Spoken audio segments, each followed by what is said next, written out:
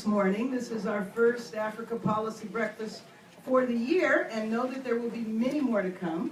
One thing that we always love to hear from you is topics that you would like for us to cover in these breakfasts. And you should know that the origin of this particular breakfast is every single time we have an Africa Policy Breakfast, no matter what the topic is, there are always people that are asking us very specifically, how do I do business with the U.S. government? How do I get involved? I have a project, I have a business, I have an issue. And so we had promised this for quite some time last year that we were going to do a session on the exact topic that has been a big concern to so many people. So how many people are here for the first time to one of the breakfasts? Okay, awful lot of newcomers. Well, again, I want to welcome you. And what we usually do with the breakfast is usually they last, a couple of hours, and we have the panel speak, and then we take a great deal of time in Q&A. And we try hard not to force people to ask questions. We do ask people not to give keynote speeches. We do understand that sometimes people really just have a comment they want to make. And so we'll have a shortened session like that, so individuals who want to speak in more depth, one-on-one with the representatives that are here or other people, that you'll have an opportunity to do that. So that's the way we would like to do things this morning. Our moderator this morning is the Honorable Lori Fitz-Pagato, a partner at the Livingston Group. Ms. Fitz-Pagato leads the international education and nonprofit practices, providing strategic counsel to providing strategic counsel to domestic and international clients, foreign governments, U.S. and foreign corporations, nonprofits, educational institutions. She is a former Assistant Secretary and Director General of the Commerce Department during the Clinton administration and was Director of the Africa Task Force under Secretary of Commerce Ron Brown. This morning she'll help us navigate around critical topics of contracting opportunities with the U.S. government and will introduce us to a sterling panel of experts well versed on this topic. However, before we meet the panel, we'll hear from Dr. Sharon T. Freeman, our special guest speaker this morning. Dr. Freeman is a well-respected and multi-talented entrepreneur with outstanding credentials and proven expertise in multiple operational and programmatic disciplines. In the past 7 years, she has focused on U.S. regulatory compliance during her tenure as the Chief Compliance Officer of one of USAID's top 20 implementers. As the owner of a small business for over 3 decades, she has performed economic development-related assignments in over 100 countries on behalf of the World Bank and its affiliates, UN agencies, USAID, and others, and has worked in 49 African countries. She serves as the chair of the U.S. Trade Representative's Trade Advisory on Africa, and previously, and with all of that, she also lived in China for 12 years, which I suppose means you speak Chinese. And to top it off, she's just merely the author of 24 books. So join me in welcoming Dr. Freeman.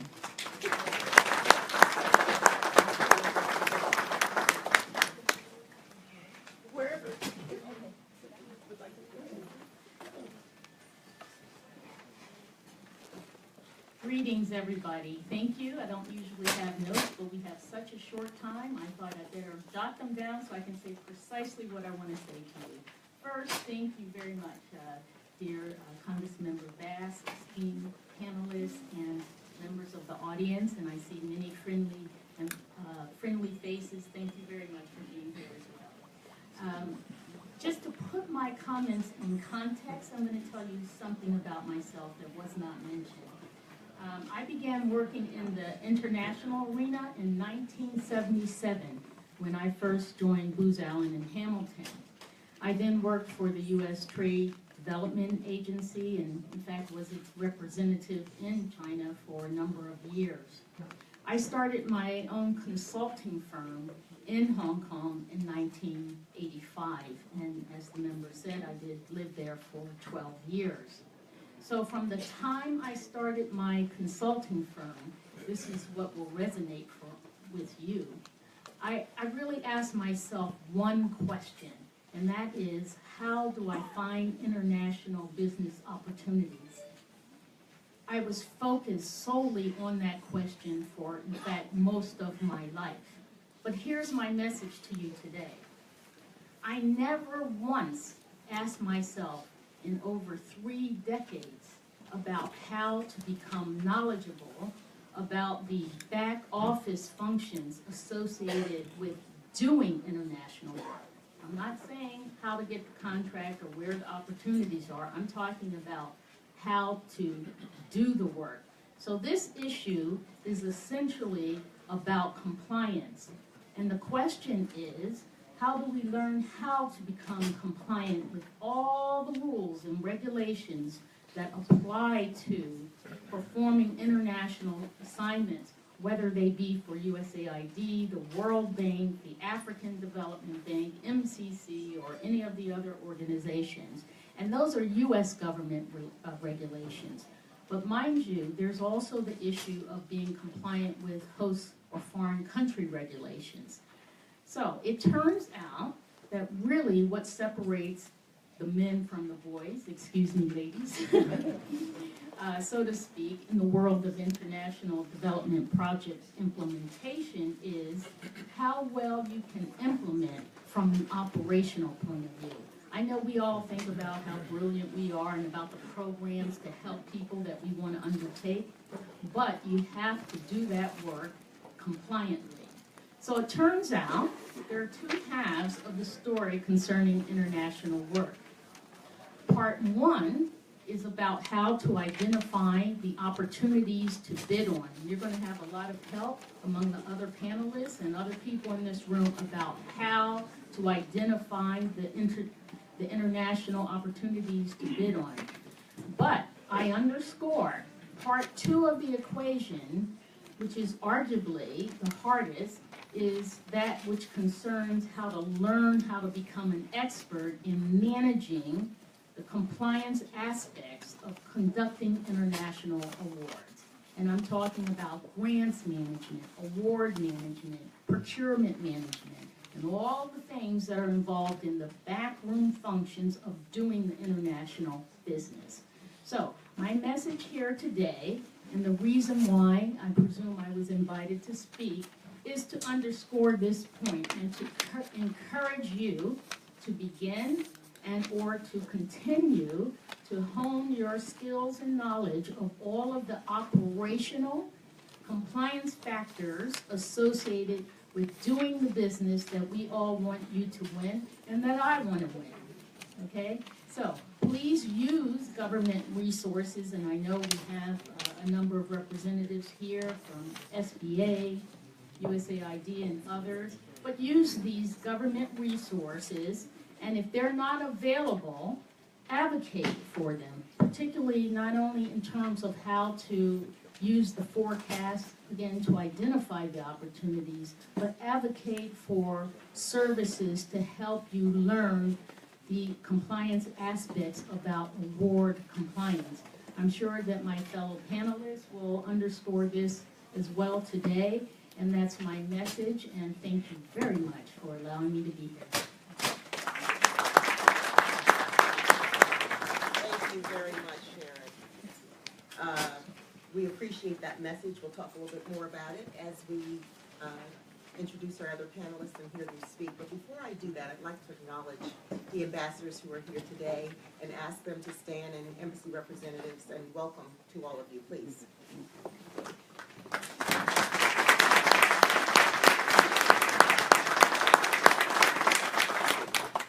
It's a pleasure to have you here, one and all.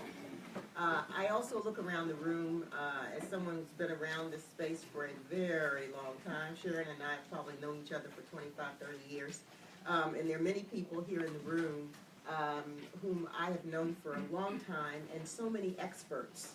And I hope that as this wonderful format with the Congresswoman has outlined for you, which is great, where you get a chance to talk to technical experts, talk to each other too, because there's so many experts in this audience today that it's a wonderful networking opportunity.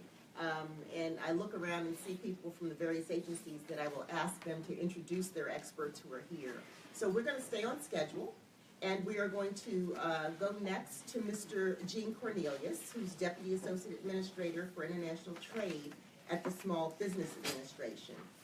His duties include development of international trade strategies and strategic plans, leadership of the Office of International Trade and other staff, and formation and administration of policies and programs, technical directions and coordination of interagency activities with the U.S. Department of Commerce, the U.S. Trade Reps Office, the Department of Agriculture, Export-Import Bank, Department of State, OPIC, and federal, state, and local agencies. We know that none of this will work unless we have a coordination among the agencies, both state and federal. So I will turn now, please, to Mr. Cornelius. Good morning. Good morning. Thank you, Honorable Representative Bass, for having us here, and I'm glad to see. And you're right. Is my mic on? I don't know. Okay. There you go. Yeah, there we go. I'm honored with the representation we have from the embassies and ambassadors. Thank you for being here, and my long-term friend Sharon speaking. This is an honor to hear you. SBA, as you know, since 1953, has been the advocate for small businesses. And so in order to get into the frame of small business, one of the things we work on, which is what the representative wanted to focus on today, which is contracting. The government spends over $400 billion in government contracting in products and services every year. 23% of that is set aside or has a goal for small business entities such as yourselves.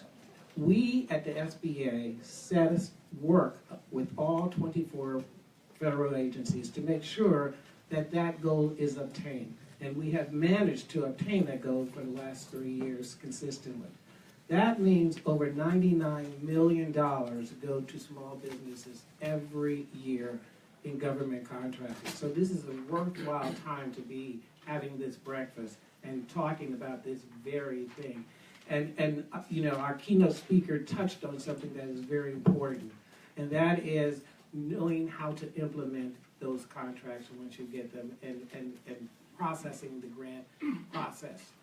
What I want to talk about is how you do that. We have several things within SBA to help you. Not only do we have our 8A program, which is a 9-year developmental program that teaches you and brings you into a set-aside environment that lets you compete against government contracts. We also have certifications outside of our 8A program that help you identify as small businesses, be it women-owned businesses, with goals set in each category. 5% for women, veterans, 8%, and for minority businesses as well. We also have counseling and technical assistance. Along with our small business development centers, we provide you a host over 26,000 counselors across the United States to help you navigate through the federal system and assist you with helping you in government contracts alike. In addition to that, we also provide through our capital program, working capital, to help you finance a contract upon winning the contract and developing in that realm. So I want to make sure that you know that there's a full service, a suite of operating services that SBA provides in addition to monitoring the contract, but also the working capital to complete the contracts, the bonding you may need to execute performance of a contract, the technical assistance and counseling to assist you in implementing that contract, and also mentor-protege programs where we tie you with and connect you with people who have been there, done that in the past, who may help you and assist you with going forward with your government contracting. So that is what SBA is, that's what we do, and I will leave it for questions based on those things that I've thrown out to you. Thank you so much, Dean. We're now going to move to Kimberly Ball, who is the Deputy Director of the Office of Small and Disadvantaged Businesses at USAID. Ms. Ball is involved with the Office of Acquisition and Assistance, and during her 10-year stint at OAA, she supported the Global Health, Europe and Eurasia Economic Growth and Trade, Democracy, Conflict, and Humanitarian Assistance Bureaus and OAA's Policy Division. In 2008, she became the Deputy Director for the Office of Small and Disadvantaged Business Utilization, which is the position she currently holds. Ms. Ball, please. Good morning.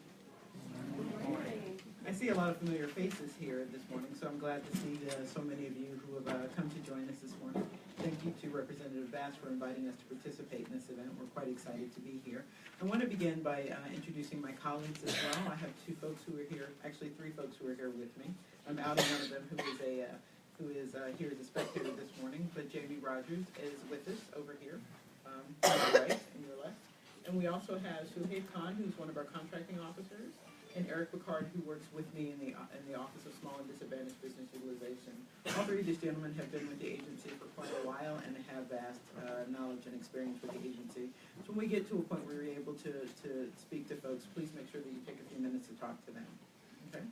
So as you just heard, I've been in the Office of Small and Disadvantaged Business Utilization for the past 8 years. All of that other stuff is just to tell you that I used to be a CO as well, so I know a little bit about procurement. 10 years with USAID and 7 before that with the Department of Defense. So I come to my current position with a knowledge of how the contracting process actually works. And I'm glad to hear this morning from Dr. Freeman a little bit about compliance because, you know, obviously that's important as well. We love in small business to talk about our success stories in terms of the contracts that our small businesses have gotten. But on the other end of that, you do have to be able to actually perform the work, and compliance is a big piece of that. So, but just to give you a sense of what USAID is doing with the small business community, when I started with my director, Mauricio Vera, he and I started at the same time, about 9 years ago, we were doing about $89 million in small business awards every year. The SBA was not terribly happy with us. We weren't doing that well in meeting our goals, but we are now.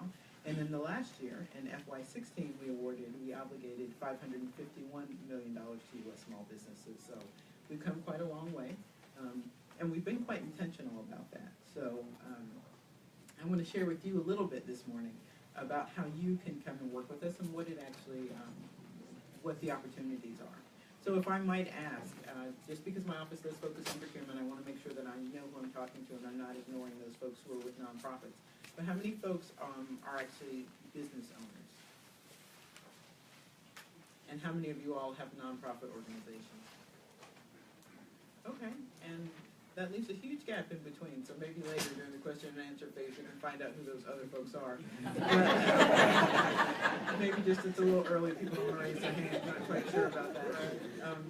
But if you want to work with USAID, one last question, is anybody currently working with USAID?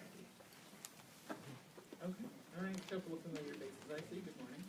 So if you want to work with USAID, I think, first it's important to know who we are and what we do. So we are the U.S. government's lead organization in terms of development. Our mission is to partner to end extreme poverty and promote resilient democratic societies while advancing our nation's security and prosperity. So the question is, what does that actually mean and how do we do that? So we, probably a number of years ago, before I was certainly working in this arena, USAID did that work by having boots on the ground, meaning we hired the folks directly who were going to do that work, right? They were USAID staff who were in country, who were doing things. And while that remains the case, it is not the primary way in which we conduct business. We actually hire contractors and nonprofit organizations to be our implementing partners and to do that work for us. So we have them do that in the areas of global health, education, humanitarian assistance, food security. That's mostly technical assistance. But we also have more tangible things that include institutional support that we hire here in Washington, IT services, financial services, administrative services, things like construction. So it's a broad range of activities that USAID covers, and we do that in a number of countries around the world. I think the current number is somewhere around 80 countries that USAID is working in. Some of those are larger missions and some of them are smaller. Some of them are bilateral missions, are only going to cover the country they're in. Some of them are going to cover multiple platforms. So one of the important things to know about working with USAID is, where do you fit, right? Are you looking at working with us here in Washington? Are you looking at us working in the field? And if you're interested in working in the field, then what country are you interested in working in? I introduced you to a few of our contracting officers here in the room this morning, but we also have contracting officers and agreement officers. I'm going to use the term contracting officer to cover both areas, but we have contracting and agreement officers in most of those locations who are actually going to do the awarding of contracts. So it's important to know when you're working with us where it is that you want to work. The other important thing is how do you find that information, right? So if we're talking about the contract side, then we're posting things in Federal Business Opportunities. If you're talking about the nonprofit side, then we're posting things in grants.gov. One of the really great things about USAID and the way that we have changed over the years is with our degree of transparency. Now, you know, we're a government agency. We still have a little ways to go with that, but we've come a really long way. When we started, we were publishing a forecast, the requirement, I believe, is to publish a forecast once a year. That's the government requirement. When we started, we probably were doing once every 2 to 3 years. Up until recently, we've been doing once a quarter. And now we're doing live updates to our business forecast. That means our business forecast, which lists all of our opportunities, for profit and nonprofit, is being updated on a daily basis. So it's a great way to find out what it is that we're doing in the near and short term. In addition to that, I would say that we also have our country development cooperating strategies, our CDCSs, which for people who are able to do a little bit more long-term planning, it's a great way to find out what we're doing in each country. USAID is a great organization to work with and for, and if you're interested in international development, I typically say we're the only game in town, but since we're sitting next to MCC, I won't say that this morning. but you know, if you're interested in international development, then you're interested in working with us, and there is great opportunity to do that. You just need to do your homework to make sure that you're aware of what opportunities are out there, where we're working. One of the most important keys that I can leave you with, though, is make sure that whatever it is that you're selling, we're actually buying, right? The government only wants to buy what it's interested in buying. You could have the best idea in the world, and if it isn't something that we're working with, then it's hard for us to make that connection. I'll put a little asterisk next to that we can really talk about during the question and answer phase. I see that my time is approaching its end, so I look forward to any questions that you guys have for me, and thank you for coming. Thank you very much. Last but not least, we have Mr. Mahmoud Ba, who's the acting Vice President of Administration and Finance at the Millennium Challenge Corporation. Mr. Ba, before joining MCC, worked in public accounting, corporate financial management, and forensic accounting. Got his MBA from the University of Maryland, and I will turn it over to Mr. Ba to share his wisdom. Thank you very much, and thank you, Representative Bass, for inviting us. This is my first event, so bear with me. So I have a couple of colleagues in the room that I also want to introduce, and you know, as we go through the next session, these will be key people to talk to. I have Preston Winter, who is in our procurement group and in the international procurement side. We have Lisa Smith-Colley, who is our Deputy Managing Director for Procurement. And then we have Brian Forney, who is in Congressional and Public Affairs.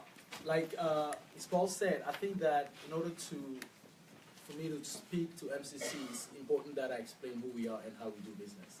So MCC is a very small agency, less than 12 years old. The essence of MCC is what we're trying to do is to really address development issues by looking at what is constraining countries to growth. So as we do that analysis, we tend to use a scorecard. We use a scorecard that eliminates many countries from our portfolio. So currently we work in about 20 countries. And in those countries, our investment tend to range around $300 to $350 million. The constraint to growth means that we cannot invest in any type of projects that we want. The constraint to growth directs us to what sector we believe we should invest the money in. And our investments are tied to some statutes, meaning that we don't invest in a project that doesn't have an adequate economic rate of return, and the project has to really reach the maximum number of beneficiaries. So that being said, we do have some mechanism and tools and understanding how we can do business with the private sector. We are a firm believer that economic development issues have to go through economic growth, right? In order, you're not gonna achieve your graduation from low-income country to medium-income country or to upper middle-income countries if you don't go through a period of economic growth. So that being said, we do have various streams of funding, Right now we have 10% of our budget, which in general the appropriation is about $900 million a year. 10% of it goes to program admin. These are procurements that are really launched out of the headquarters here at MCC. We have another stream of funding that we call the due diligence funding, which is also about 10%, so somewhere around $100 million. That goes to evaluating the quality of the investments that we go in these emerging markets. Those investments are also in majority launched out of MCC here. So you will go through the regular outreach, the Fed Bizarre, to see those opportunities. And then the 80% that remains is what we call the compact. These are the actual investments that are going in country.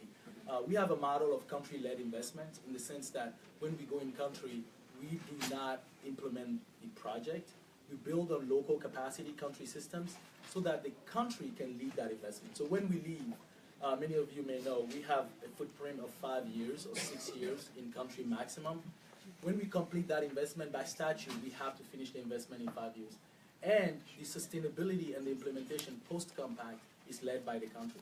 So those opportunities, and that's what we discussed today in country, are something that we push forward, that we want these countries to really open the market to a fair and competitive access. And that's how we think that American firms have an advantage. It's when we level the playing field and we say to the countries, your procurement rules needs to mirror our procurement guidelines. In some instances, we actually use the country system, modify the procurement process, and allow the field to be leveled. So that's how we see opportunities really come to small businesses here in this room. And knowing how we operate, I think many of my colleagues mentioned really what are the compliance issues, and I think that's where the big issue is, right? How do you make sure you don't count yourself out by skipping these small compliance issues and automatically be out of the competition? But we are firm believers that if we level the playing field, you will be competitive and you can win these businesses. We have many success stories here, a firm from North Carolina, Pike Industries, that really took a decision that they're in the power sector and they wanted to enter that market. And they make a strategic decision to invest resources and understand the cost structure in the local Tanzanian market. And they entered that market and won a bid. So these are the kind of discussions that we want to have. Last week we held our first Reverse Industry Day, where we invited close to 100 contractors in-house and asked them, what are we doing right and what are we doing wrong? How can we make sure that you are at the table when we are launching these large procurements? In general, we do see a good participation from business, small businesses around the country. I think the areas that we really want more participation in the works projects. These are the large infrastructure projects or the large consulting projects where we do think that our know-how has a competitive edge. And we want the country to leverage those qualities, because in the long run, it's only by changing these policies that we think that we have a sustainable economic growth. So with that, I'm gonna turn it back to the chairman, and we can entertain any questions. Thank you. Thank you very much. All right, so thank you to all of our panelists. I am going to take the privilege of the first questions to our panelists. I have one for each, and I hope you keep your responses brief, and then we'll open it up to the audience. And then you will have an opportunity to talk to panelists and technical experts around the room, so don't be upset if your question is not addressed immediately. This is the new format, and I think it's wonderful that you have those opportunities. So first, Sharon, you talked about compliance, and if you are a small business sitting out here and you're worried about compliance, or you're an NGO out in the audience, because I think we had a show of hands as to how many NGOs and how many small businesses were here, what would you recommend to people to really learn about compliance? You may think you know and then you get in trouble. So how do you learn about being compliant? Thank you, Lori, for that question. And it's a very important one, and I think there's no substitute to rolling up your sleeves and reading about the regulations, okay? And also, if you get an award, you have to understand what a lot of people mistakenly think is boilerplate. These are actually your rules of your road for that award, so you have to understand them and the implications of what they mean for your own policies and procedures. Secondly, as Lori highlighted, people here are a network for each other, And so if you look at who are the award represented recipients from MCC or USAID or others, reach out to them and see if they can either formally or informally, even more important, mentor you so that you can understand these compliance requirements, which are in many sectors.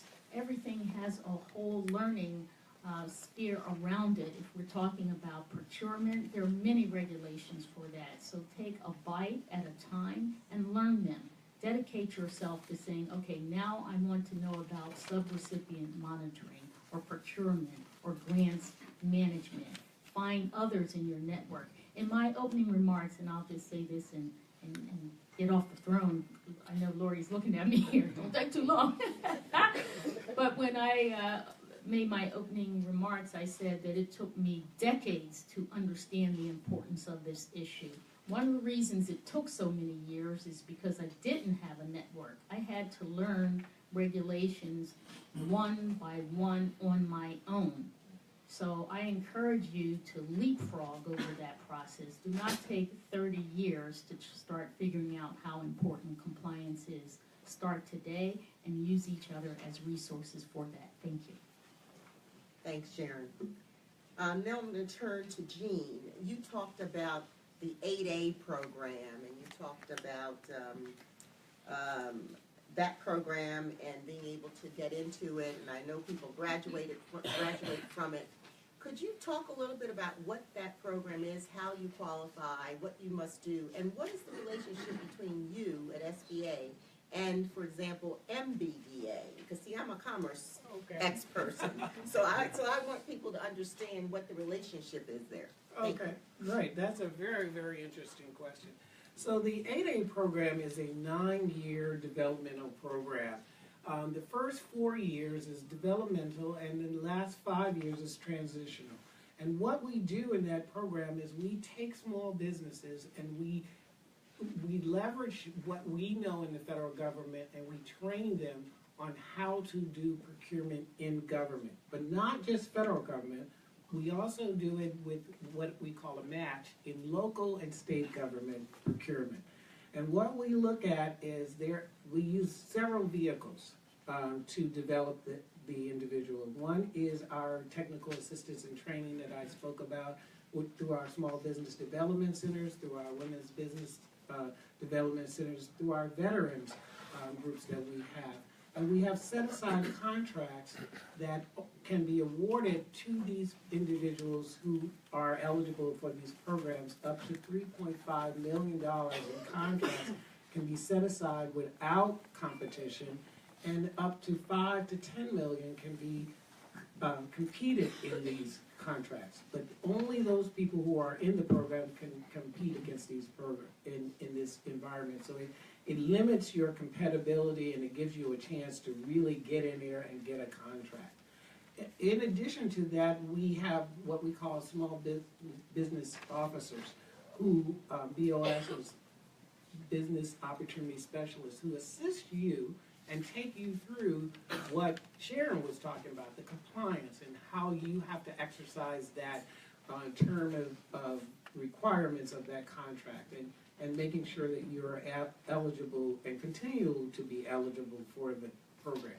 The program is for socially disadvantaged individuals, mostly minority status, but if you are in an industry that is not customarily open to an individual of your status or your personality or your nationality, then you can demonstrate through a narrative that you meet the social disadvantage situation.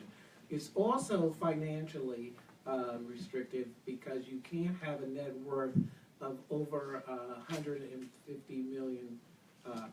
So you have to, I mean, 150. Yeah, I'm sorry.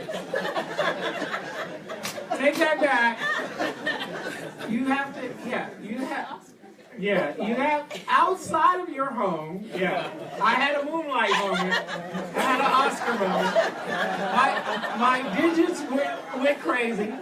But if you take outside of your primary house, your primary home, and you can't have a certain net worth, and no, it's not in the millions. It's in the thousands. So you have to meet both of these requirements. Now, in the 8A program, which is a beautiful thing, which is what Lori was speaking to, is once you graduate or you're in this transition part of that 9 year, you can become a mentor to someone entering the program. And what we do is we pair these people together so that where they normally don't have the business acumen to go for a particular contract, they can collectively go for the contract and still compete for those set-aside opportunities. Now, the Mentor Protege program has been expanded beyond the 8A program now, and so that any small businesses can joint venture with a Mentor Protege and get this. But this restriction under the 8A program is really limited to those for that competitive piece against in that 9 year program, and it's really wonderful. What the relationship that you asked me about when it comes to SBA and MMBDC, because the MMBDC's membership tend to be a little bit more experienced and more open than our SBA. Oh, I'm at the 0, but she gave me too many questions. So we tend to get our mentors from them. From MBDA was my question, the Minority Business Development Oh, Agency. okay. That was my I'm question. sorry. But we can address that later. Okay. Okay, thank you so much. Kimberly, look, everybody hears about Beltway Bandits. And about USAID and how these contracts go to these big companies. So these are small companies here. So tell them how they can be subcontractors or partner with some of these large traditional USAID contractors, and how the nonprofits can find partnerships with private business for USAID contracting. Okay, so thank you for that question. You scared me a little bit at the beginning. But brought it around to a great place. Obviously USAID awards some very large contracts. So it isn't just about, Beltway Bandits. Some of it is about capacity. And whether or not as a small business you have the capacity to be a prime contractor for some of the awards that we make. Certainly, I said that $551 million in obligations to small businesses last year. So clearly, we have plenty of work. But that equates to about 13% of the overall work that we did last year, which means there's still a really huge slice of the pie that's going to other than small businesses, and that's just on the for-profit side. Okay, forgive me for not having the nonprofit numbers with me this morning, but again, a sizable amount of funding is going to our nonprofit organizations. I think that when you want to work with the large organizations that work with us, there are a couple of things that you need to be aware of. One, the U.S. government, again, has come quite a long way in becoming transparent. So if you go to our website, you can see who our partners are and who we work with. Right? There's a list there that includes like our top 20 partners. It's just that information is presented there for you, but you can also go to places like USA Spending and find out who we're partnering with. There are a lot of large organizations that we're working with. When you go to these large organizations, though, you do need to approach them very much like you might approach us. You need to come and make sure that you have something that you're offering to them. There are a smaller number of them than there are of you all, so they have people who are approaching them every day. What you have to show them is what value do you bring to their organization. Right? So they want you to either come with an opportunity in hand. Here's a small business set aside that I'm thinking about bidding on. I'm looking for some partners, large, small, nonprofit, to create a team. I'd like you to be on that team, so they want you to bring an opportunity to them, or they want you to have a skill set that they currently don't have. Now, these large businesses currently, clearly they have a multitude of skills. Sometimes it's easier for them to hire that skill, though, than to deal with their own bureaucracy, which can be quite large. But it's up to you to say, what is your niche? How do I fit into this? What do I offer this organization that they don't already have? As firms who are in the diaspora, many times that's going to be an existing footprint in country. Right? Or maybe it's a particular skill that you have. If you are going to another organization and saying, hey, I do exactly the same thing you do, let's work together, then that's probably not going to work out really well for you. So make sure that you're bringing some diversity to whatever their team is. Now, to support that, we as an agency offer a couple of events during the year. One of them is a subcontracting summit that we're actually going to hold in June. all of our events are on our website, and we try to have several during the course of the year, but the Subcontracting Summit will be held in June. The person on my staff who is working with that is David Canada. You can shoot him an email. It's dcanada@usa.gov. You can also wait for it to come out on FedBizOps, but I would suspect that if you wait for it to come out, you may not be able to get in. These things fill up very quickly. The morning part of the session is just for the large organizations to receive training on the subcontracting requirements. But the afternoon, which I'm encouraging you to participate, is a matchmaking event between the prime organizations that USAID works with and U.S. small businesses. And the other thing I would say is that don't just limit yourself to working with for-profit companies. If you're a for-profit small business, consider working with some of our nonprofit partners. Now, obviously, there are differences in what you're allowed to do in terms of fee and things like that. If you can afford it, though, it's a great way to get your foot into the agency to start to build a reputation. And I'm going to go ahead and acknowledge that I'm a lifelong civil servant, so I don't know all the ins and outs of how you run a business. I've never run one. But I would also say, as I typically do, that most of our nonprofits are not going broke because they're not getting enough money from these awards that they're getting from us. So, there is money to be made. But you also consider it an investment in building your business and building your reputation and building your qualifications and building your past performance. And all of those things matter too. Great. Thank you very much, Kimberly. And lastly, I hope I'm not asking too tough questions here. Mahmoud, the question I have is about compact countries. And this is about Africa. So of your compact countries, I won't ask you to name which ones are in Africa, but I will ask you to talk about how one becomes a compact country and what that means in terms of business. Should the folks here be focusing only on those countries in Africa which are MCC compact countries? And what advantage would that give them? And what is it that you're offering through those compacts in terms of business opportunities? I'm going to make sure Ms. Bell doesn't get upset when I say something that doesn't jive with USAID. But quite frankly, I think we leverage a lot of work from USAID in order for us to map our footprint. So from a compact country standpoint, though, we have this tool called the eligibility scorecard. So we have a premise that we can only work in countries that are relatively well governed, and the key term is relatively. So, so what we do is we have a set of indicators that points to that direction, and we work with these countries to select them. And once they pass that eligibility criteria, then we engage with the government through the local representation to develop what we call a compact. So in West Africa, there's a correlation, right, between governance and economic development.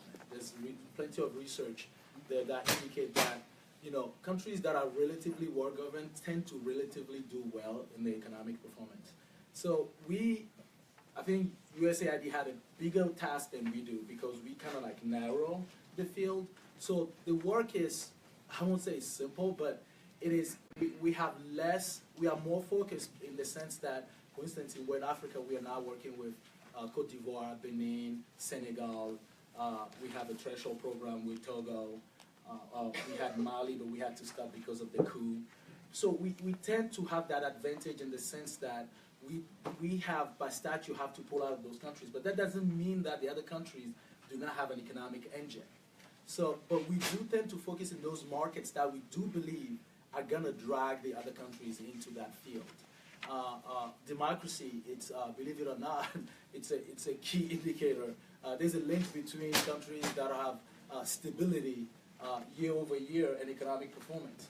So to address your question directly, I think that there is definitely a way for us to work with countries that are not yet selected through what we call there's an engagement within with the embassy here, where we talk about what we used, we have a term called the MCC effect, in the sense that we've seen situations where countries have really said, okay, we're going to look at these indicators and see why are we scoring so low in freedom of information, for instance.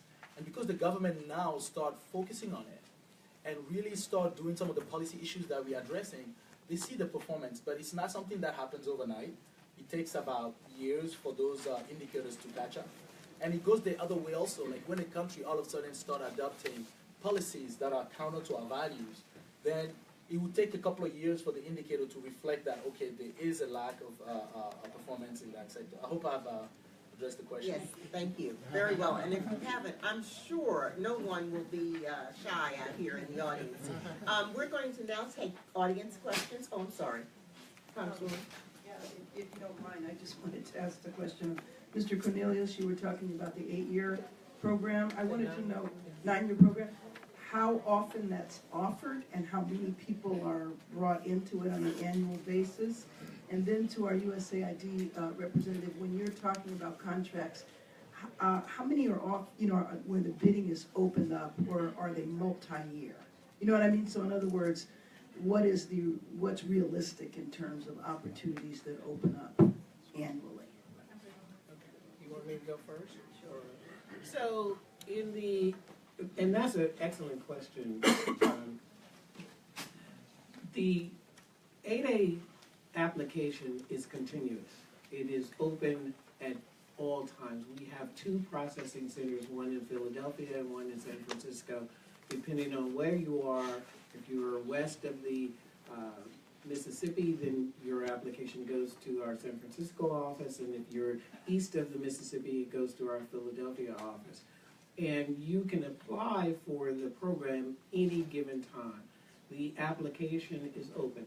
You can only apply one person per lifetime for the 9-year program. How many are accepted on an annual basis? I don't know an exact If number. you're not successful, then you can't reapply? No, you can reapply. If you do not get in at one time, you have a 90-day waiting period, and after that 90-day waiting period, you can reapply for the application. But usually what happens if you are not accepted, there's usually a period in which these processing centers work with you to see if you can apply. We won't immediately just deny the. We'll try to work to see if there's a glitch or if there's some information, additional information that we need or something like that. Currently, there's about somewhere between 7,000 to 8,000 8A firms that rotate through a process of a year or more, coming in and out as we have graduates. We also have early terminations. And early terminations is because of the financial requirement eligibility. When certain small businesses get contracts and they make a lot of money and they no longer are eligible for this particular program, which we love that. And so there's a certain early graduation, and then we try to use those people to become mentors for the ones that are coming in. Great, thank you. So in terms of how many opportunities are posted every year, I can't honestly answer that. I will say that I looked, in preparation for this morning, I looked at federal business opportunities, and there are a number of ongoing opportunities right now. So the agency, though, issues contracts in a variety of different ways. Some of them are going to be small dollar purchase orders that don't meet the threshold to be required to be posted on federal business opportunities. Very many of them are.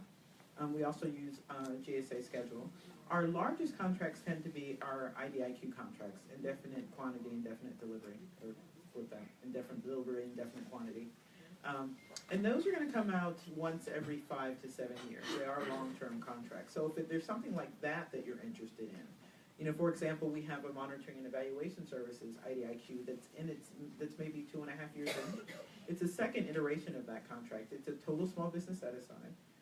The ceiling is $425 million, and it's shared among 14 small businesses. So that's a great area for small businesses to get into from 2 perspectives. One, with regard to the earlier question about subcontracting. When you follow these IDIQs, even if they're already awarded, sometimes it's a little difficult to get in on an existing team if the award has been made, but there is still ongoing opportunity. And the other thing is, I said that our mission is to end extreme poverty. So, obviously that doesn't happen overnight. So there are a number of contracts like the monitoring and evaluation services. It's a second iteration. It's going to come around again, right? Evaluating our programs is important to us. It's important so we can report to Congress on how we're doing. It's important so that we can pivot if we need to, so we know what is working and what isn't working, and if we need to make changes, then we do that accordingly. So those types of contracts are global health contracts. Those are going to be repeated over and over again. So even if something has already been awarded, if it's something that you're interested in, I would encourage you to follow it. Right? And somewhere around year 3, the agency is going to be looking at competing to follow on.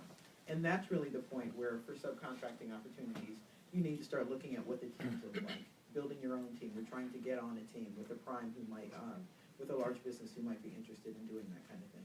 But again, I will say that we have our business forecast, which is updated on a daily basis at this point. We have one that is strictly Washington, and we have another that lists each of the countries that we're operating in, and it's listed alphabetically. It's searchable at this point, so it's a really great tool to find out what we're doing. You'll find that those opportunities will be listed before on Federal Business Opportunities or grants.gov, so it gives you a bit of an early preview, hopefully an opportunity again to form a team or to join a team. Thank you. All right, now we'll open it up. There are 2 mics. There's one here, one there. Do you want people to come to the mic, or you're gonna hand them? Yeah, you can come up. Oh, you can come up to the mic. Okay. Yes, ma'am. I'll have you start.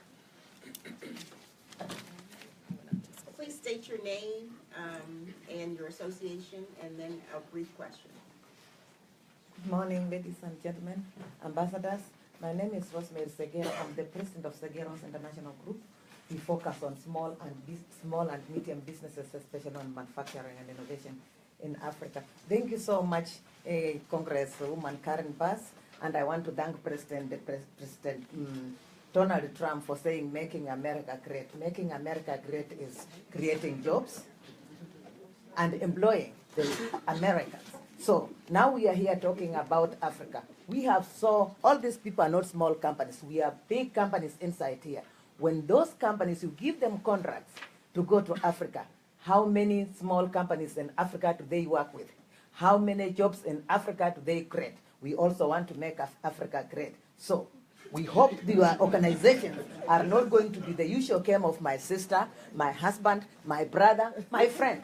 We want contracts for African companies that are based here, who understand the culture, the tradition, and the ground in Africa. Thank you so much. Thank you. Yeah. Let me just ask Kimberly, USAID has, I thought, a policy that was implemented over the last few years about using indigenous organizations on the ground. I think that might address this lady's suggestion. Could you say something about that? Sure. So I believe that the policy that you're referring to is Local Solutions, right, which does speak to ensuring that we're engaging the local organizations in the work that we do. It stems from the concept of country ownership, where the U.S. government, or at least the past administration, believed it was in the best interest, our interest and theirs, to have countries and be partners in solving issues in their countries and having a voice in doing that. So again, that was an Obama administration initiative. I'm going to be honest and say I'm not sure where it stands right now. But generally speaking, whether we have a name for that or not, it is nearly impossible for us to do the work that we do without engaging local organizations on the ground. There's just no way for us to send a sufficient amount of American organizations and people to actually combat the issues that we're trying to address in Africa and other places around the world. So even before we had that initiative, and I'm sure long after that initiative is gone, we will continue to partner with local organizations. And I would say that the best teams for the awards that we do are comprised of U.S. organizations, large and small, for-profit, non-profit, universities, and local organizations, whether that's for-profit organizations, non-profit organizations, and the university community. I think I like to say, as a small business proponent, that there's room for all of us under this umbrella, and I truly believe that. Thank you. Over on this side, this gentleman, please. Good morning and thank you. My name is Kosi Gambira. I'm with McFarland and Associates in the health sector. My question is, would there be, thank you for the compliance part that we get, would there be that many opportunities in the next 4 years? Would Africa be even a major priority for us to gear ourselves to doing business in Africa? Who wants to take that? I think Go ahead, Mike. So I think as a policy matter, it is a little bit too early to really say what would be the policy agenda for the next 4 years. But there's one thing that is not, it's evident, is that it's gonna be either with us or without us. The African continent is growing at a rapid pace. So it's either we join and participate in that economic growth and leverage the growth for American companies, or we stay on the sideline and see others do it. So I think it is clear to me that the growth opportunity, you see what is happening in the technology industry in Kenya, in Eastern Africa. It is becoming a hub for that technology, and I think that whatever the policy agenda will be in the next 4 years or 10 years, it is a prime opportunity for businesses to get on the field and understand the local reality and participate. Thank you. Yes, on this side, lady. Good morning. My name is Lorana Kimberly, and I'm with Constituency for Africa, African Health Infrastructure Committee, and also with Global Health Security Agenda Ambassador Jenkins. My question is, how can we be assured that the awards that are given to individuals in the African diaspora can actually be issued with best practices in country without it being politicized?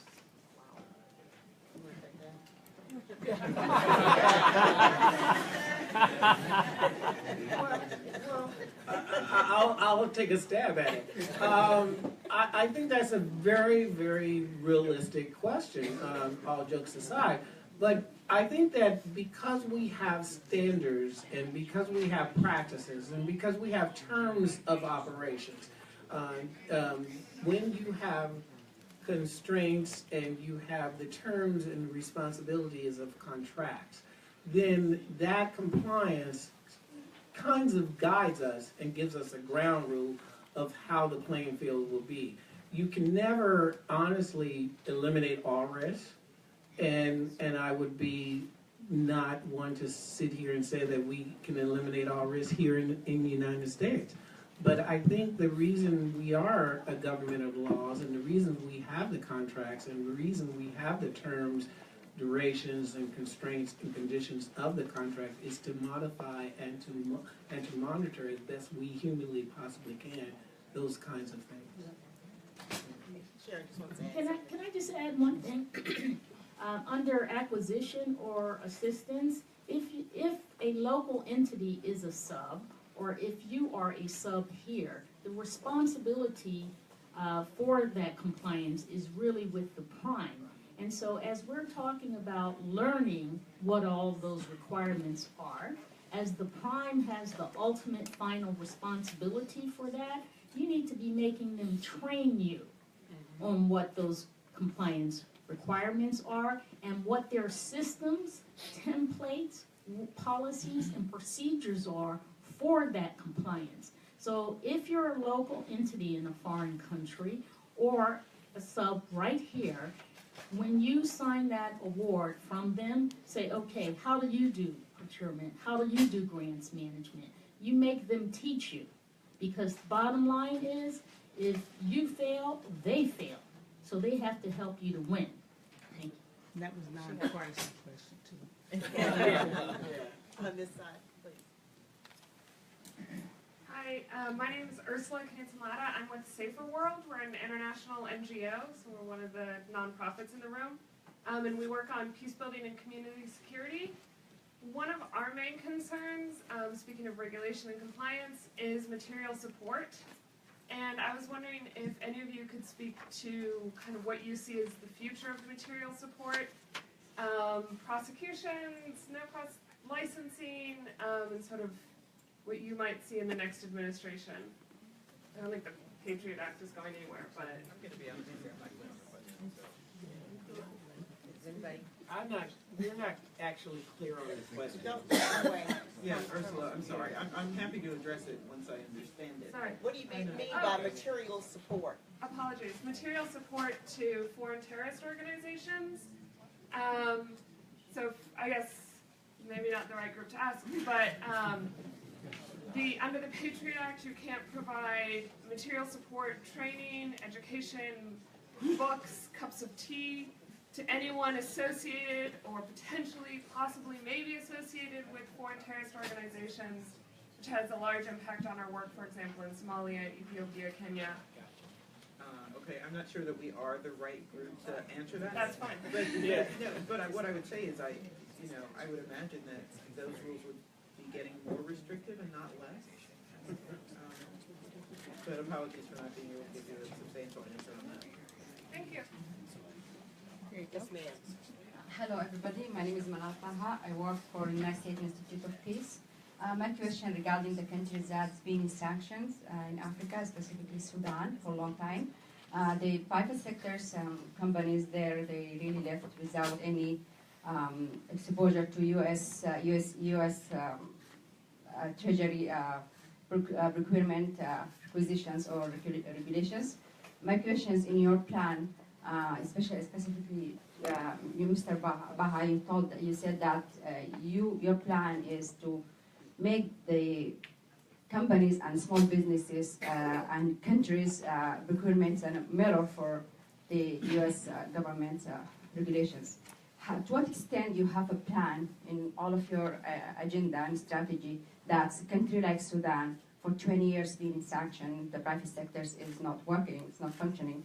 To what extent that it's going to be one of the priority in your plan to lift it up? And I work in peace building area, and that is very important for jobs and for youth, specifically if you work for this one. Thank you. I'm not so sure that I'll be able to give you a satisfactory answer, but let me try. So for us, there are countries like Sudan, we are by statute precluded for engaging with, in the sense that our model itself says that you have to pass the scorecard. So we do not have the leverage to be on both sides of the scorecard. As far as these scorecards for us are independent. So we take Heritage Foundation will publish a score, the World Bank will publish a score. But one of the criteria for us is once a country has security issues, it tends to impact it negatively for selection. So, as an agency, very small agency, we do not really have any leverage on lifting any type of sanctions or addressing those type of issues. Just for more explanation, President Obama in December, he lifted the financial sanction from Sudan. So I thought that is an opportunity for the U.S. government agencies to take an initiative, specifically U.S. Companies will feel reluctant to engage now in this political atmosphere. Thank you. Right, but they were lifted with a 6-month review, right? What's your plan after 6 months? Well, that's the issue. I mean, that's a question for folks to answer, because people need to feel that they can go in and do business when they know that the review period is 6 months before you look at whether the sanctions hold or not. Thank you. Next question. Thank you very much. My name is Lafayette Barnes. I'm the owner of a small business based in Washington, D.C. called Zulu Global Enterprises, a global management consulting company as well as business-to-business relations. My question is, looking at it for U.S. companies that want to bid on U.S. government contracts like yours and want to partner with any of the, we have a number of ambassadors here today from African countries, and perhaps they have expertise in those countries that can shore up our chances of performing well in the bid. So, for example, past performance as well as best price considerations. So the question is, if I'm as a U.S. company, if I want to partner with an African company that offers those expertise, but also would like to know what implications does the Buy America Act have on applying for U.S. contracts? So SBA, for example, suppose SBA had a contract, IT related or packaging, and as the prime contractor, I wanted to partner with a company from, let's say, Angola or any other country.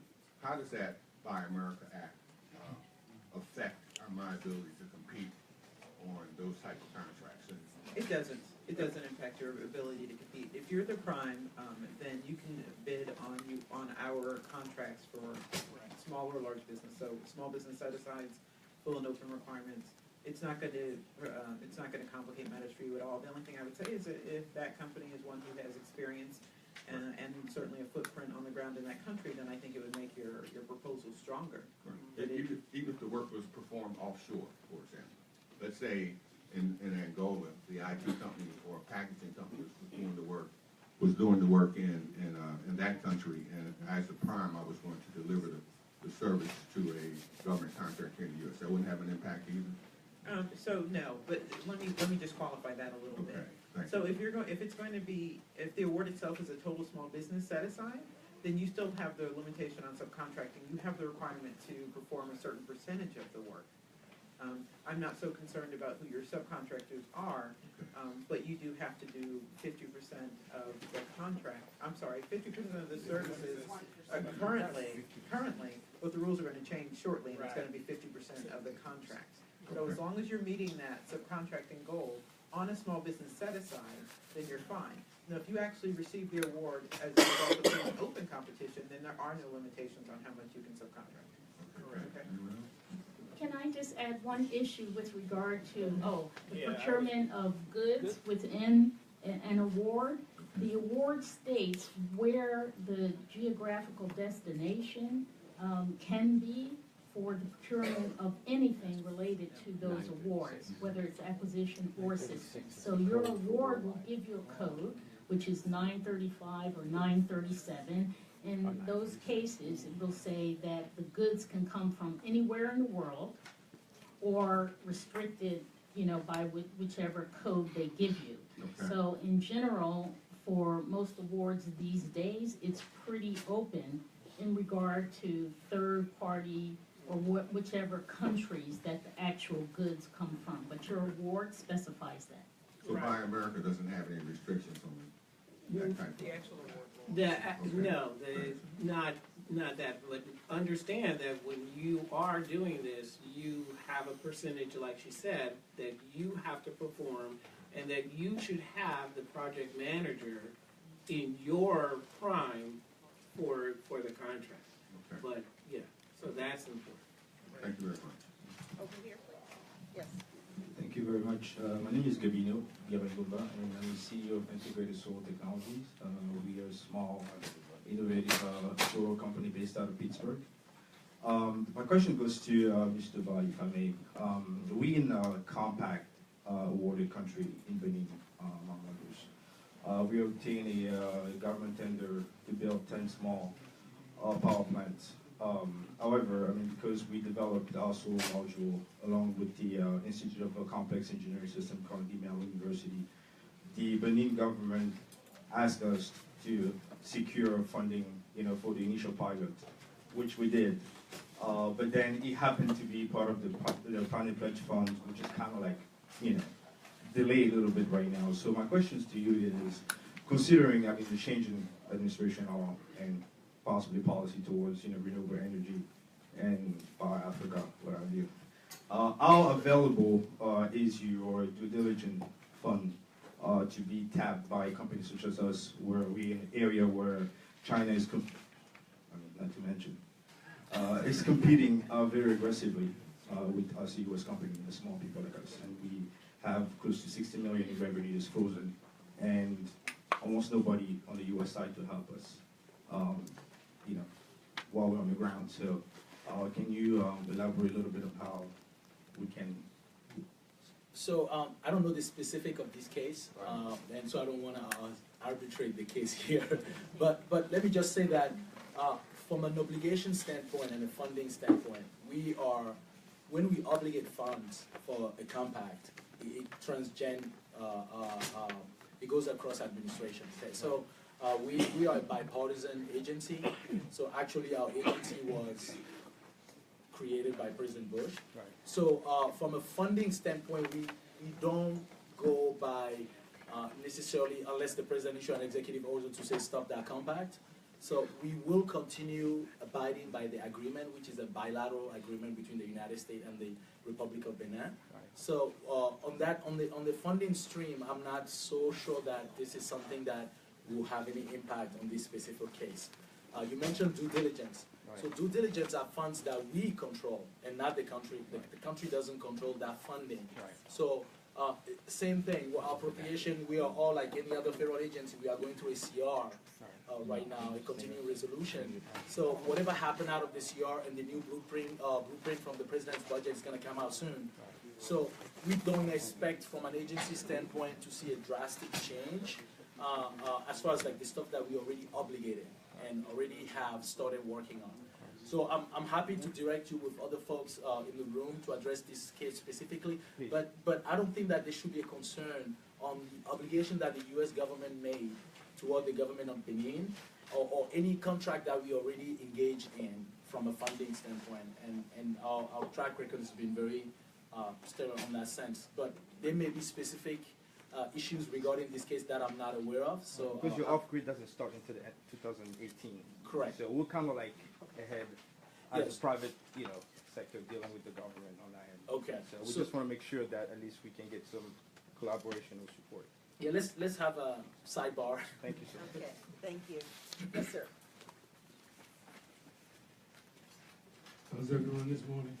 Good, thank you. Makakubu Ali Obey, I'm an independent media consultant for LI Web, LIWEBTV.com, Black on Purpose Television.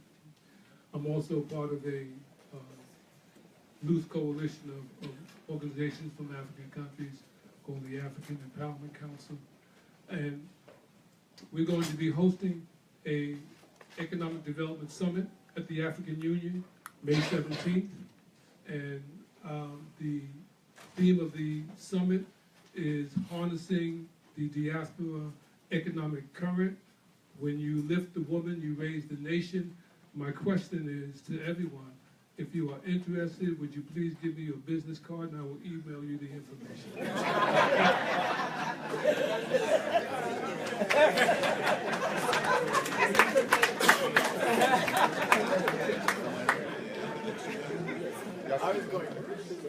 Good morning. That's pretty good. Tough act to follow. Good morning. My name is Omar Madden. I'm CEO of Madden Technologies, headquartered here in Washington, D.C. My question to you is, let me set up the backdrop to my question, and then you can give me the answer. In the last 3 years, the last 3 fiscal years, the United States has spent about $5 billion in the effort to arrest and defeat infectious diseases around the world, especially in West Africa with Ebola and other diseases. The United States Agency for International Development has just published a procurement for $300 million to arrest malaria in the next 5 years. The total United States investment in this area is close to $5 billion. When you look at addressing the problem with infectious diseases around, especially in West Africa, there are no countries in West Africa that can support the operation to address the clinics and the clinical issues and the medical support required and logistics required to do that. I'm giving you the background. So you have a $5 billion investment on one side. Now, you look at what the World Bank is doing with WARSEL, and they have spent since 2011 $36 million in building what is called the West African infrastructure. Then you look at what we are doing right now and facing in the world something called Nipah, which will be the next pandemic that is going to hit us. And that's in the food chain. My question to you is, when companies like mine that go out and work very hard at fostering and trying to help Western African countries, and we get swept under our rugs by third-party countries that come in with a bag full of money and put them in front of our prospective clients.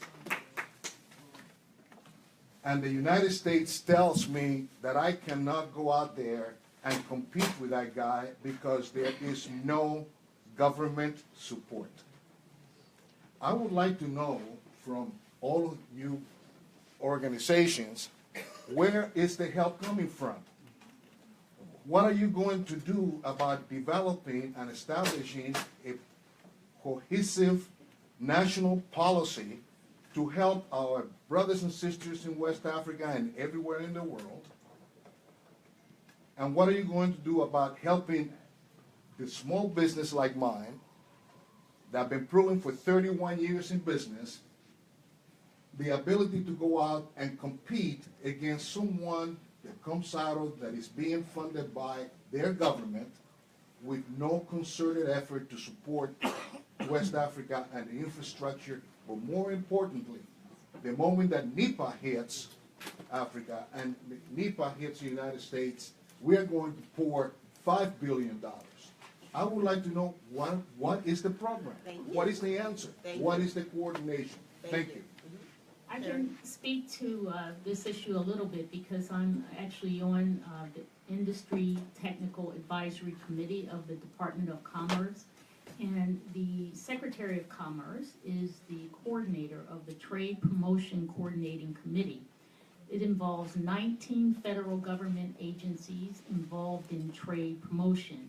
Of particular interest to your question would be the role of the Export-Import Bank, but also SBA and the others. So if you want to understand how the very coordination you're asking about happens, both from a budgetary point of view and strategic, you have to look at the national export strategy. Now, obviously, this is a new administration, so it hasn't been yet articulated, but the mechanism for inter-federal government agency coordination is through what is the TPCC, the Trade Promotion Coordinating Committee.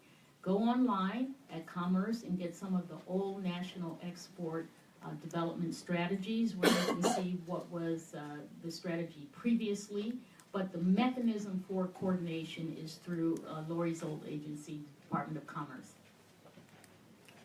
Sir. And we're going to take 2 more questions on this side, and then we're going to go into our breakouts where you can talk to experts directly with your questions. Good morning. My name is Brother Cliff. I'm the Maryland State Facilitator for a Pan-African Diaspora grassroots organization called the 6th Region Diaspora Caucus. I have a bit of, I guess, a layman's question because I'm not a hardcore business person. I'm just curious as to what place concepts such as environmental sustainability and grassroots rights for the people on the ground have in a lot of these large-scale business organizations and plans.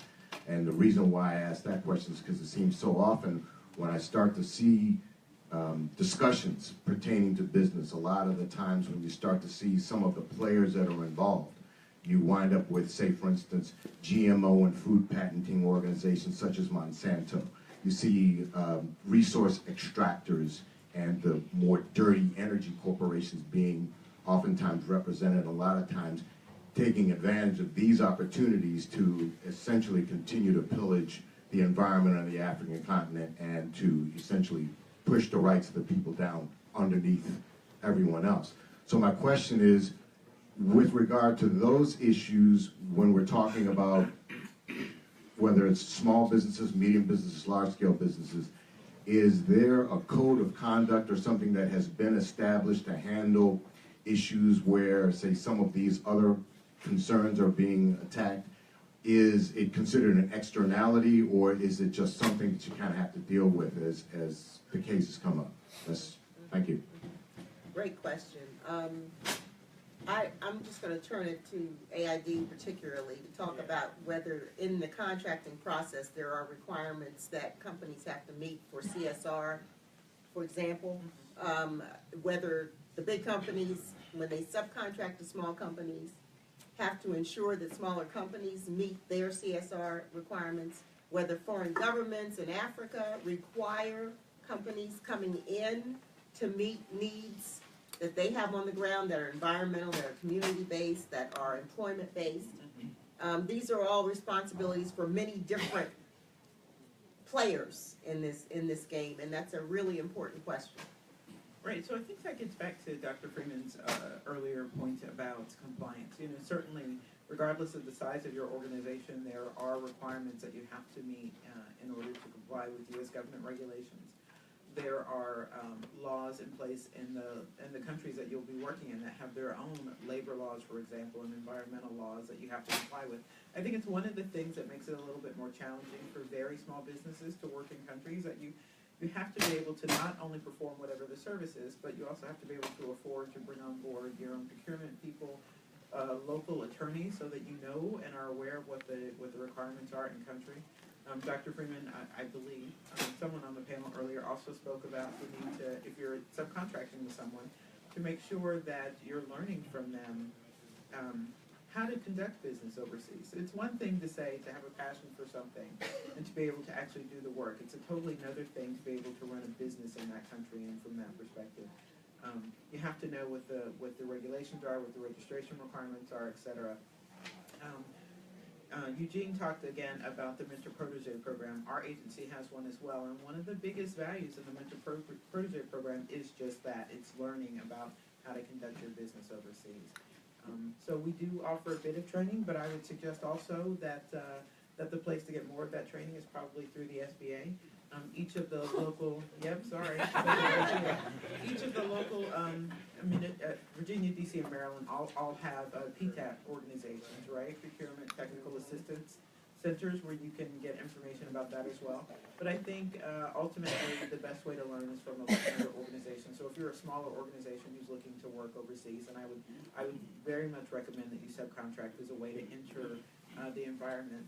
I'm quite confident that you have the skills that you need to run your business and to do the technical aspects of the work, but to be sure that you know how to do the business side, both in terms of governmental compliance, U.S. government compliance, and the compliance in country. I think you have to learn that somewhere, and you don't want to spend the 30 years that Dr. Freeman spent doing that. I'm sorry. I just want to say that we have an SBA, what we call USAC, export centers across the country, 21 of them across the country. And you should go to SBA.gov and look at that and talk to that person. He or she can guide you in that particular country or get the information for you to help you and assist you in that area. Yes, sir.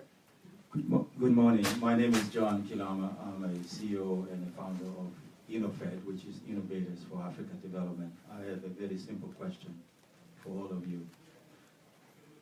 Especially USAID has been involved in developing Africa for many years, and the MCC has just come recently to the continent of Africa.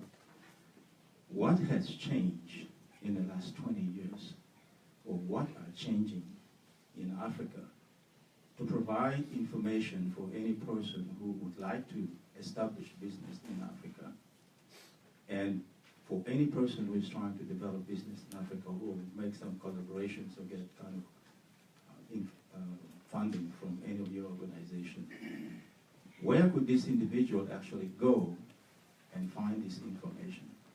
Africa has a perception, in your opinion, has this perception changed in the last 20 years? I'm not going to go back to 1949 with Harry Truman, that probably is the father of USAID, but I'm giving you only 20 years. What has changed and what is changing in Africa, that is in terms of business opportunities and the challenges in the continent? Okay, so let me just first address, if I may. Probably because I was around 20 years ago. Doing business, helping people do business in Africa. So I'll tell you what I think has changed and what people don't know. And as the former Director General of the U.S. and Foreign Commercial Service, I don't hear many people talk about commerce's availability of services. And I just heard this gentleman right here for the first time say USAID, U.S. Export Assistance Center, which were started under my reign, and with Ron Brown. And we had 90 across the United States of America. And these were centers where people, small businesses, could go and to find out about commercial opportunities around the world. And Africa was an area of focus for Ron Brown and for our agency, because we really believed in Africa when a lot of people didn't. And so from those days, 21 years ago, 24 years ago, when those centers were expanded, they have decreased in recent years, but they still exist. And you also have commercial officers in all the major, in most of the major regional centers in Africa. You also have USAID hubs in many of those regional places in Africa. And the problem is that people don't know where to go in order to ask the questions. If you're a small business and you are in this Washington metropolitan area, there is a center at the Ronald Reagan Center that can help you. There's a center in Baltimore. There are places in this region that are U.S. Export Assistance Centers that have SBA in some cases. They used to have USAID in some cases, but they definitely have a Department of Commerce person. And that person is connected to that commercial officer in country, in Africa, in that commercial capital in Africa. And those services are very reasonably priced or free, in terms of finding an agent distributor for your products, in terms of getting analysis on that industry and country, etc. So I would say to you, learn more about what your U.S. government has available for you, and try to use those resources. And also partner and network and do all the things that we're talking about in terms of learning from others and from bigger companies and from nonprofits who know a hell of a lot about what's happening on the ground in Africa, because they're there and they've been there for a long time. So there are many ways to learn about what's going on, and the issue is I don't think people take advantage or even know about all of those opportunities. I'm going to close it out here because we need to get to you having an opportunity to speak to technical experts about your specific questions. And what I understand from Margot is that we're going to invite the technical experts up here because the room is very full and it's going to be tough to go to different stations around the room. So since I'm not an expert, I'm going to move out. And I'm just a generalist who has a little bit of experience in the region. But I want you to be able to talk to these experts. Very smart generalist. Thank you for that. Thank you. Thank you. Margot, how are we going to do this? We're going to invite experts up here? Actually, we're going to change this around. Uh-oh. So many people, yeah. We always keep it busy here. Anyone, what we're going to do is, and Kimberly kindly said that she and her team. Kimberly kindly said that she and her team, because we have an overflow room next door, so she and her team are going to move to the room next door. So if you have USAID specific questions, do you want to lead? Absolutely. Okay. Abdul, if you could just please take Kimberly to next door, and anybody else who has questions, USAID specific questions, you can go, you can come. Okay? Oh, the door.